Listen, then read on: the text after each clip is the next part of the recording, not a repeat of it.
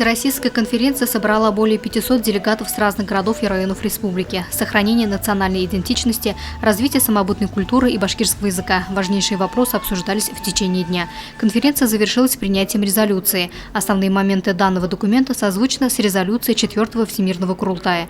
Подобного рода мероприятия – это возможность сообща обсудить проблемы, волнующие сегодня нацию. Это все те вечные вопросы, которые на своих иенах обсуждали еще наши предки.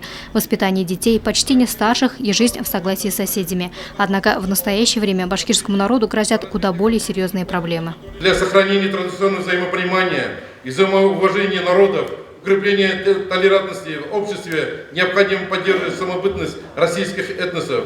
Их язык и культура, стало быть, и национальную школу родных языков обучения, вернуть региональные компоненты в государственный образовательный стандарт. Сегодня исполнительный комитет Всемирного Курултая должен работать сообща с местными исполнительными органами, совместно решая проблемы общества. Конференция, охватившая широкий круг слушателей и участников, начиная с видных общественных деятелей, представителей власти, заканчивая студентами, будущими специалистами региона, стала одной из форм реализации наказов 4-го Курултая.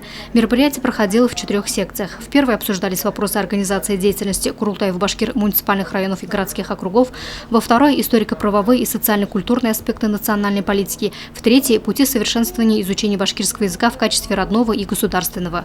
Участники 4-й секции слушали выступления на тему «Роль семьи, образовательных учреждений, фольклора, литературы, культуры и СМИ в сохранении родного языка». Стоит отметить, конференция не ограничилась только теорией, была и практика.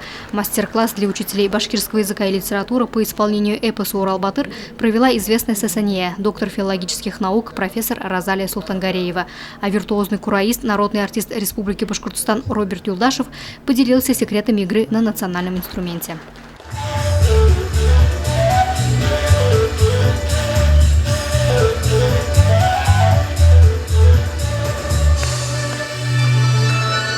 Луиза Мустафина, Игуль Хамитова, Радмир Исенгулов, Гульгина Раскильдина, телекомпания СТВ.